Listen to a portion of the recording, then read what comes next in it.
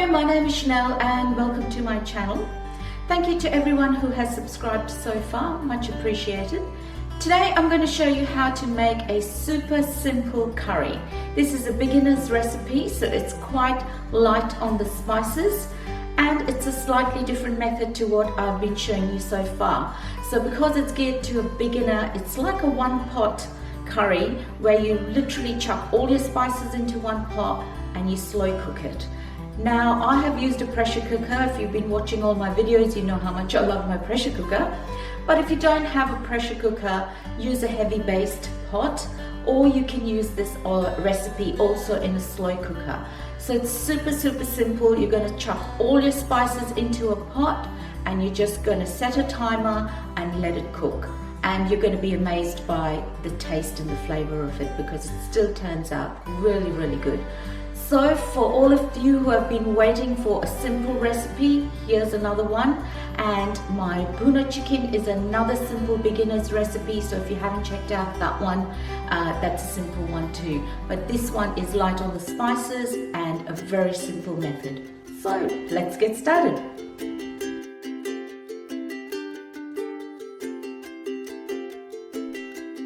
Okay, here's what you're going to need. Some meat. I've got beef, onion, tomatoes, chilies, garam masala, turmeric, cumin powder, coriander powder, garlic and ginger. Okay, now in my pan, my oil goes in, onions, tomatoes,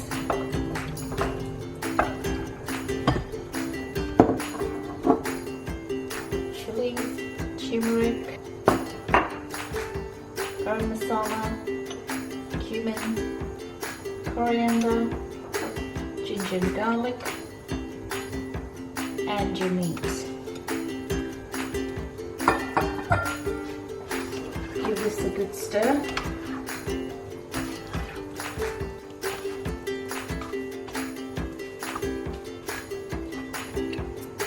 Salt to taste.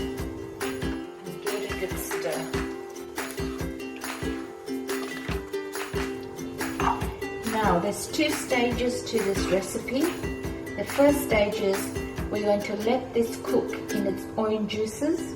So I'm not going to pressure cook it at this stage. So if you've got a pressure cooker, you're not putting the pressure on. You're just letting it cook. So all the ingredients are raw. So it's a different method to your normal curry. So we're going to let this meat brown. All the vegetables are going to give off some water. And we're going to let the meat and the spices cook and brown in this. So no water, just let it cook in its own juices. So this could take, depending on your stove, anywhere up to half an hour. But that's all you have to do is let it cook in its own juices, no water. Put a lid on, but I'm not pressurizing it. So I'm going to come back and check in half an hour. It's going to release all the juices and it's going to cook. It's been 20 minutes, so let's check on our curry. So you can see all this water has come from the tomatoes, onions and the meat. I haven't added any water to this. So now I'm going to let this cook down without the lid on. So that might take another 10 minutes without the lid on. So I'm going to let it cook till I get rid of all this water and I can brown the meat. It's been about 10 minutes and you can see my gravy is starting to thicken up. The meat is not cooked yet, so I'm only just cooking all my spices and my tomatoes and my onions and the ginger and garlic, making sure that they all get cooked nicely. I'm going to keep cooking this a bit more till it completely dries up. So it might take another 10 minutes. It's been about 15 minutes. Let's have a look. Okay, so this is what we're looking for. You can see the oil has come to the top. That lets me know that all my dry ingredients and my tomatoes and ginger garlic is cooked. So my masala is cooked.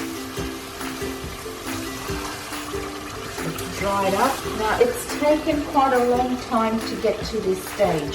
So there's two ways of cooking your ingredients, your dried ingredients and your ginger, garlic, onions and tomatoes. If you've watched my other videos, you see that that gets cooked first. So, but you do have to stand at the stove and watch it and make sure it all cooks and it goes in very specific sequence. This was just a quick cheat way, so you don't have to stand here and watch it. You can just put your timer on and keep checking it at every 15 minutes, but it's definitely a longer way. There is a difference in taste and texture, so try both methods and see what suits you. This method is easy, you pop it all in, but it does take a bit longer. Now this is step one finished, so all our masala is cooked. Now we're going to cook the meat. So I'm going to put in water and then I'm going to pressure cook it. You would put in water, and if you don't have a pressure cooker, you'd let that cook. Now what we're doing is actually cooking the meat. The first step was cooking the masala, or cooking the ingredients to create a paste, and the second step is cooking the meat.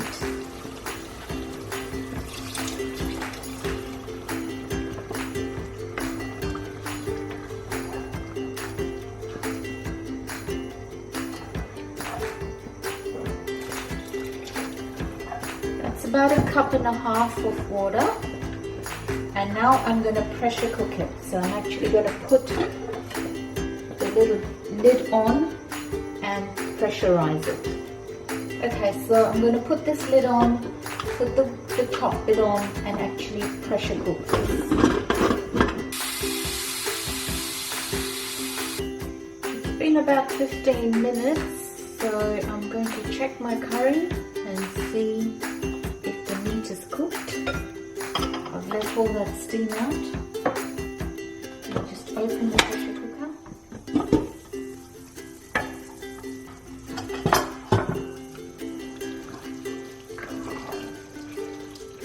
Okay, I've got a nice gravy happening.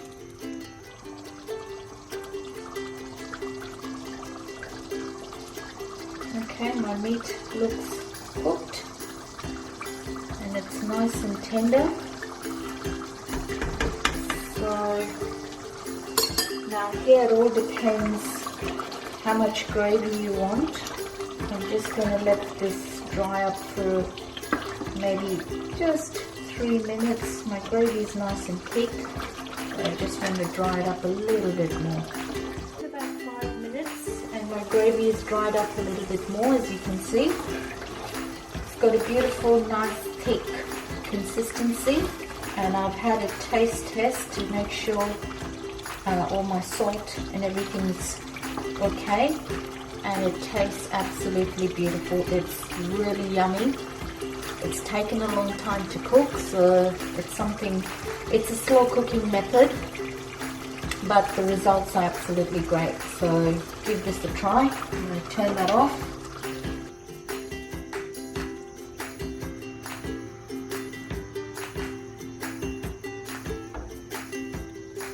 So there you have it, beef curry, slow cooked with tomatoes. Give it a try. It's a different method of cooking the curry, but you're not going to be disappointed with the taste.